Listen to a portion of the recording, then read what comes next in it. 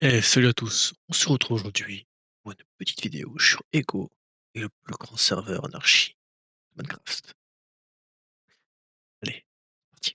Ok, je vais vous montrer quelque chose, un endroit absolument fascinant, et je vous invite à en profiter tant que vous le pouvez encore. Là, on est sur Minecraft, le jeu le plus vendu de tous les temps, sur une vieille version, sortie il y a plus de 10 ans. Voilà, vous pouvez regarder, on a un peu de sable, un peu d'eau et un peu d'herbe. Rien de fascinant pour le moment, et pourtant je ne vous ai pas menti. Ce que vous regardez là maintenant, c'est une map très particulière, probablement la map la plus particulière de Minecraft à vrai dire, et si vous voulez commencer à comprendre.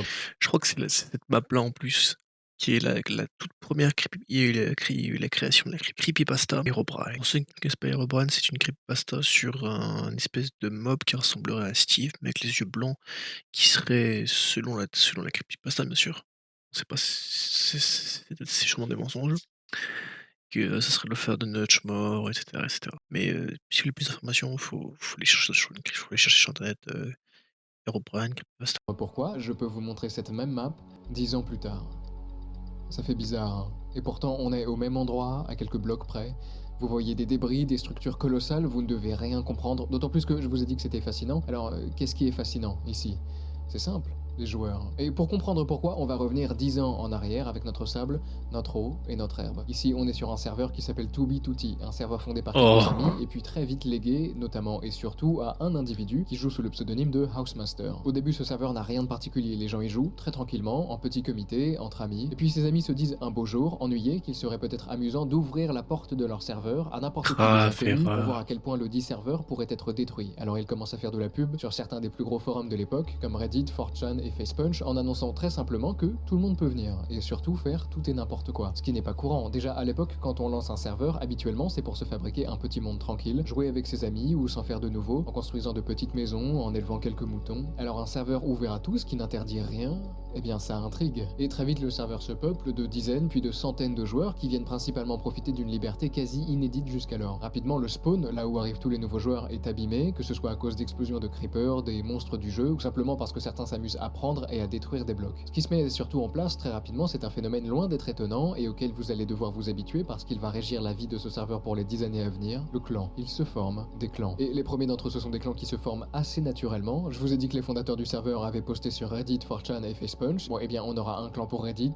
un pour 4chan et un pour Facepunch, et puis plein de petits autres. Chaque Ah, groupe c'est fonde sa classique. base, puis ses bases, et très vite, vous l'imaginez bien, déjà il y a 10 ans, tout le monde cherche à anéantir le groupe d'à côté, ce qui lance ce qu'on appellera plus tard l'ère Facepunch. Parce que ce clan Facepunch, c'est de loin le groupe le plus peuplé, et de loin celui qui s'attire le plus les foudres de ceux qui n'en font pas partie. Ce qui est étonnant, parce que les Facepunchers sont anarchiques, comme le veut le serveur, mais surtout plutôt pacifiques. Et c'est peut-être en fait là le problème. Ils sont arrivés un peu après les autres, ils ont vu à quel point les membres du clan 4chan étaient chaotiques, et ils ont décidé, en groupe, d'instaurer un peu d'ordre, de construire et de jouer pacifiquement. Et en réponse, ils se font harceler, tuer, et leurs bases sont détruites en boucle. Bon, je ne décrirai pas en détail les événements de cette guerre, sachez simplement que le harcèlement va fonctionner, et que petit à petit, la plupart des membres du clan Facepunch vont quitter le serveur. Bon, pourquoi est-ce que je vous raconte ça? Ok, premièrement, ça c'était la première grande ère de 2B2T, déjà marquée par la guerre de clans. Et ça va durer, le serveur va se développer à son rythme, construit tout autour de cette dynamique de groupe. 2B2T commence à sérieusement faire parler de lui, à attirer de nouveaux joueurs qui se réunissent, souvent par hasard, et qui finissent par partir ensemble à l'autre bout du monde pour construire d'immenses bases protégées à l'abri des regards. Et évidemment, après quelques temps, ces joueurs repartent, ils quittent leur base pour un moment et ils lancent des expéditions punitives contre d'autres groupes qu'ils n'apprécient pas. Bon, en fait, ce n'est même pas nécessairement qu'ils ne les apprécient pas, c'est surtout que cette idée de détruire la base de l'autre devient la culture du serveur. On construit en étant parfaitement conscient que quelqu'un, au même moment, est en train de sillonner la carte à la recherche d'une base, n'importe laquelle, pour la piller, puis la détruire. Et ce quelqu'un qui est en train de piller votre base, il sait pertinemment que, au même moment, à 100 blocs, ou 1000, ou 2 millions de lui, se trouvent d'autres individus, seuls ou en groupe, qui parcourent sans s'arrêter des distances absurdes pour avoir la chance de trouver, piller et détruire une base qui sera peut-être la vôtre. Bon, donc 2B2T vraiment c'est le Far West, mais vous ne comprenez pas encore à quel point. Alors je vais vous le faire comprendre, et on va commencer doucement. Comme sur 2B2T tout est permis, les joueurs installent rapidement des cheats, à savoir des Logique. logiciels qui leur permettent de tricher pour tout et n'importe quoi, pour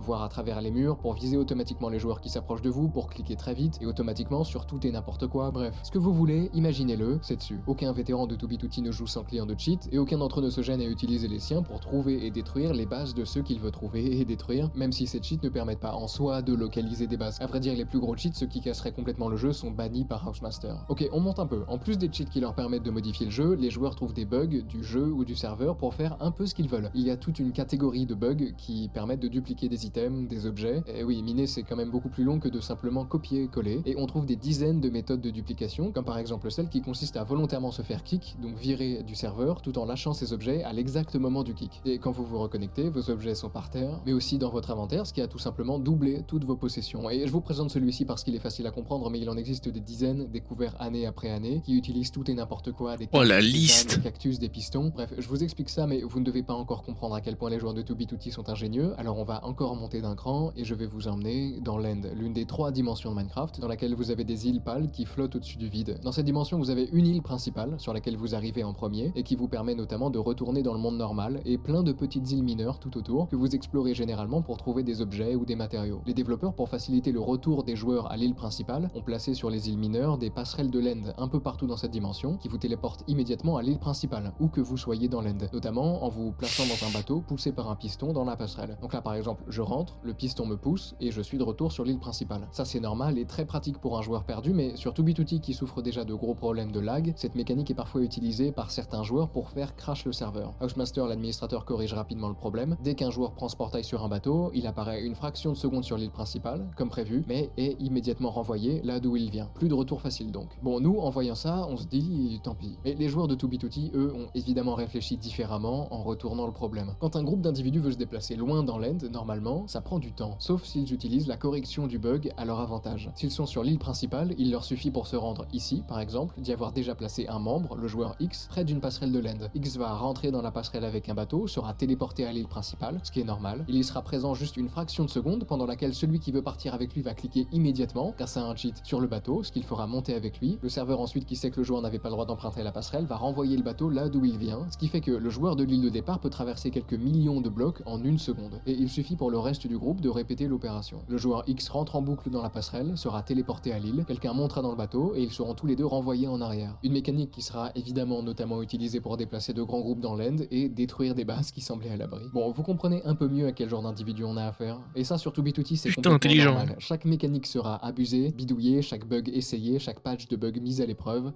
Et pourtant, ça, ce n'est toujours pas grand-chose.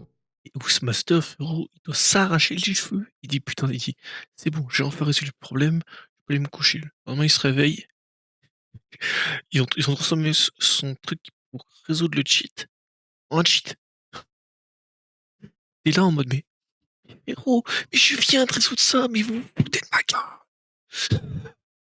Force à lui, hein.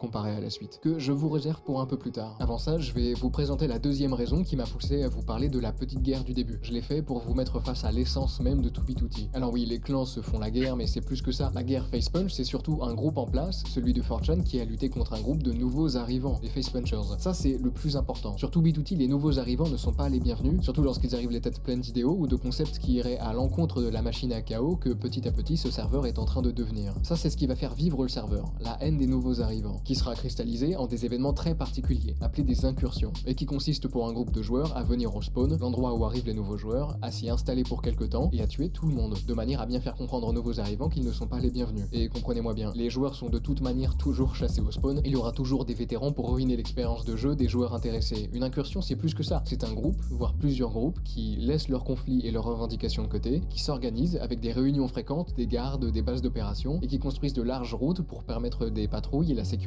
du périmètre, ou d'immenses murs en pierre ou en obsidienne autour du spawn, mur après mur après mur, de manière à ce que personne ne s'échappe du centre. Ils rasent les forêts sur des milliers de blocs à la ronde, de sorte à ce qu'aucun nouvel arrivant ne puisse se fabriquer des outils. Ils ravagent les champs et les touffes d'herbe, et ils tuent tous les animaux, si bien que, même en arrivant à s'échapper du spawn, les joueurs mourront inévitablement de faim. À l'heure actuelle sont référencées 10 incursions, qui sont parfois simplement provoquées par l'ennui des joueurs, parfois en tant que stage de cohésion de groupe, pour un clan en particulier, et parfois par l'arrivée de créateurs de contenu, qui sont beaucoup à venir au fil des années, tous intrigués par ce qu'ils seraient capables de faire avec leur communauté sur le plus vieux serveur anarchie de Minecraft. Le premier vrai gros youtubeur à le faire, c'est Camping Rusher, un créateur de contenu canadien à plus d'1 million d'abonnés, qui déclenchera en postant une première vidéo découverte du serveur, une guerre appelée la Rusher War, qui durera de juin 2016 à octobre 2016. Après lui, le serveur en verra d'autres, beaucoup d'autres, comme notre français Fuse par exemple, gros youtubeur Minecraft, Ouais, j'avais vu les vidéos, j'avais suivi les vidéos pendant une période.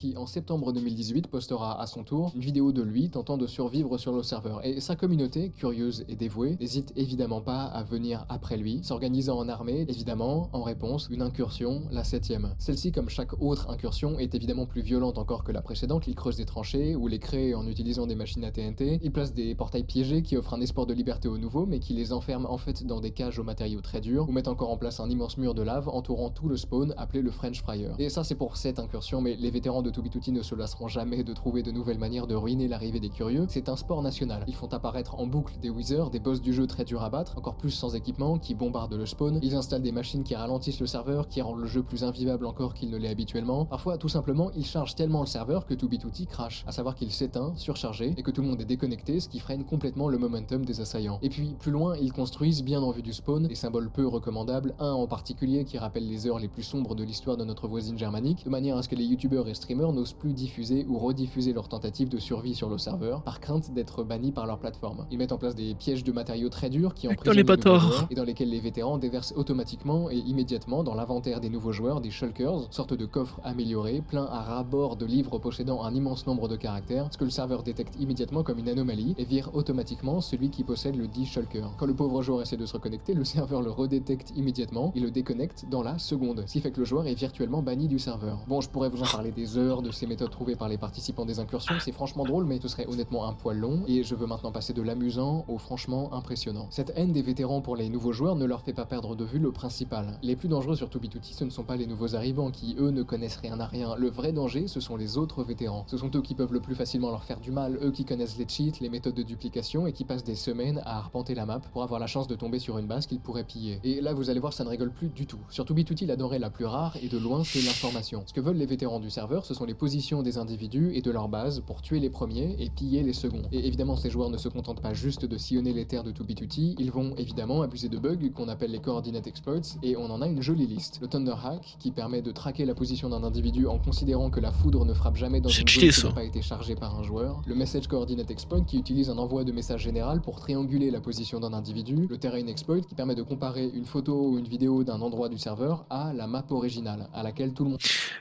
Il y a quand même des gens qui ont réfléchi à ça pour Minecraft. Et je me pose une question.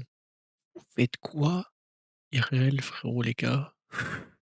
Non, parce que pas pour le temps de penser à ces cheats, à ces trucs de coordinate exploit. Frérot, faut avoir du temps libre de fou furieux. À moins que la communauté soit une grande partie de mineurs. Mais encore là, j'en doute. J'en doute. Après, ça dépend. Tu peux être un créateur de contenu. Peut-être qu'il y a un créateur de contenu qui est premier dans le truc, qui est le plus longtemps, qui gagne de l'argent avec ça. en comparant les patterns de blocs, ce qui permet de récupérer les données de l'endroit. Le problème de tous ces exploits, c'est que non seulement ils ne sont que très partiellement efficaces, mais c'est surtout qu'ils sont patchés, corrigés, fidèlement, sans relâche par notre administrateur Housemaster. Et donc pendant 10 ans, la seule vraie méthode Force à qui ne lui. lâche pas les joueurs de 2B2T quand il s'agit de trouver une base, c'est de tourner en rond et d'espérer tomber sur quelque chose. Et c'est long. Et puis arrive 2018, et c'est là que j'ai compris que les joueurs de 2B2T étaient différents. Si vous ne connaissez pas Minecraft, pour casser un bloc à la main ou à la pioche, il faut normalement se tenir près du 10 bloc et rester appuyé sur clic gauche jusqu'à ce que ça casse. Mais un petit groupe d'individus, début 2018, du nom de Nerds Inc., découvre un bug qui leur permet de casser un bloc à distance, et pas seulement à 10 blocs ou à 50, mais théoriquement aussi loin qu'ils le veulent, même dans des zones non chargées par des joueurs. Et ça, c'est compliqué pour le serveur de 2B2T qui, quand ils sont surchargés, crachent complètement, ce qui pourrait par exemple être utilisé par Nerds Inc. pour gêner Housemaster. Donc nos joueurs ont un joli bug sous le coude, Mais plutôt que de l'utiliser immédiatement, ils se posent un moment. Eux aussi, comme le reste du serveur, ils veulent une méthode pour récupérer les coordonnées de joueurs et de bases adverses. Alors ils réfléchissent. En juillet 2018, le serveur commence à crash à répétition. Housemaster, notre administrateur, reçoit des rapports de bugs qui expliquent que des zones sont chargées sans que personne ne s'y trouve. Alors House, comme à son habitude, quand il reçoit des rapports de bugs, il va le transmettre à PaperMC, ce avec quoi fonctionne le serveur 2B2T, et PaperMC très vite corrige le bug de manière assez évidente. À partir de ce moment, un bloc ne pourra plus être cassé dans une zone vide de joueurs, comme ça, pas de crash. Bon, dommage pour Nerds Inc. Sauf que pas du tout. Nerds Inc, à vrai dire, à ce moment-là, ils sont ravis. Vous savez pourquoi? Parce que, évidemment, c'est exactement ce qu'ils voulaient qu'il se passe. À partir de là, les nerds positionnent au spawn, au centre de la map, un compte qui va tenter d'utiliser le bug qui permet de casser des blocs à distance. Il va cliquer, en spirale, en tournant autour du spawn, dans des zones loin de lui. Quand un bloc ne se casse pas, ça veut dire que PaperMC leur interdit de casser le bloc, parce qu'il n'y a personne dans la zone. Quand un bloc se casse, PaperMC laisse passer, puisque quelqu'un y est. Est-ce que vous commencez à comprendre? Si le joueur du milieu Oh arrive à casser un bloc avec un putain bug de dans une zone éloignée, merde. ça veut dire que quelqu'un se trouve dans cette zone éloignée. Là, ce que Nerds Inc ont mis au point, c'est un radar qui ratisse le serveur petit à petit en s'éloignant du spawn et en notant très précisément les zones chargées. Le groupe commence à s'en servir pour trouver et piller des bases et ça va commencer à faire peur parce que personne ne comprend comment des joueurs peuvent trouver des bases aussi vite. Alors ce que fait notre petit groupe, c'est qu'il donne un nom à leur projet, NoCom pour No Comment. Pas de commentaires en français, qu'ils répondent quand on leur pose des questions. Ce qu'ils font surtout, c'est qu'ils laissent derrière eux de fausses pistes, de vrais exploits qu'ils font mine d'avoir utilisés, tout ça pour camoufler NoCom. Et vous savez quoi, ça ne s'arrête pas là du tout. Le système est bon, mais il pourrait être plus efficace encore. Alors Nerds Inc recrute un joueur, Lager, légende du serveur et excellent programmeur, qui améliore considérablement NoCom. Désormais, le radar scanne les grands axes, les grandes routes qui traversent le serveur pour avoir plus de chances de tomber sur un joueur. Quand il en trouve un, il le suit et il garde chaque zone chargée en tête. Il associe chaque tracé à un joueur en notant le timing où la piste de zone s'arrête et celui où un joueur déconnecte du serveur. Ce qui donne, après quelques temps, ça. Mais c'est une ligne de métro le machin.